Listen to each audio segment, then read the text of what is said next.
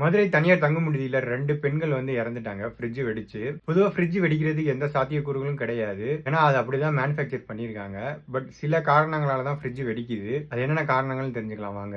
ஃப்ரிட்ஜ்ல வந்து மின்கசிவு ஏற்பட்ட தீப்பிடிச்சு வெடிக்கிறதுக்கு வாய்ப்பு இருக்கு. ஃப்ரிட்ஜ்ல பாத்தீங்கன்னா வெறும் 80 கிராம் கேஸ் எரிபொருள் மட்டும் தான் இருக்கும் அதுல. ஃப்ரிட்ஜ் சைடுல பாத்தீங்கன்னா இன்சுலேஷன் சைக்ளோபென்டன் அப்படிங்கிற சொல்ற ஒரு மெட்டீரியல் இருக்கும். இது வந்து எளிதில் தீப்பிடிக்கக்கூடிய ஒரு மெட்டீரியல். மின்கசிவால தான் ஃப்ரிட்ஜ் வெடிக்கிறதுக்கான ஆபத்து வந்து ரொம்ப அதிகம். ஆட்டோமேட்டிக் கட் ஆஃப் வந்து சரியா இருக்கா அப்படின்னு 6 மாசத்துக்கு ஒரு தடவை நீங்க செக் பண்ணிக்கணும். அப்புறம் சின்ன குழந்தைங்க வீட்டுல இருந்துச்சுன்னா ஃப்ரிட்ஜுக்கு பின்னாடி போகாம பாத்துக்கணும். ஏன்னா நிறைய ஒயர் பார்ட்ஸ் எல்லாம் ஃப்ரிட்ஜுக்கு பின்னாடி தான் இருக்கும். அதை போய் ஏதாச்சும் இழுத்து விட்டுட்டாங்க, எளிதில் தீ பிடிக்கக்கூடியதுக்கான வாய்ப்பும் இருக்கு. சிங்கிள் டோர் ஃப்ரிட்ஜ்ல எல்லாம் பாத்தீங்கன்னா வந்து ஈஸியா வந்து ஐஸ் கட்டி மேல ஃபார்ம் ஆகும். நீங்க அதை உடைக்கிறேன்னு சொல்லிட்டு உடைக்கும் போது என்ன ஆகும்னா வேற ஏதாச்சும் முக்கியமான பார்ட்ஸ்ல படும்போது அதுல இருந்து கேஸ் லீக் ஆக கூட வாய்ப்பு இருக்கு. அப்படி லீக் ஆனா கூட தீ பிடிக்கிறதுக்கு வாய்ப்பு இருக்கு. இந்த மாதிரி தவறுகளை செய்யாம ஃப்ரிட்ஜை ஒழுங்கா பராமரிக்கிறது மூலியமா இந்த மாதிரி ஆபத்துல இருந்து நம்ம தற்காத்துக் கொள்ளலாம். தொடர்ந்து இந்த மாதிரி வீடியோஸ்க்கு மறக்காம சேனலை சப்ஸ்கிரைப் பண்ணுங்க. பை.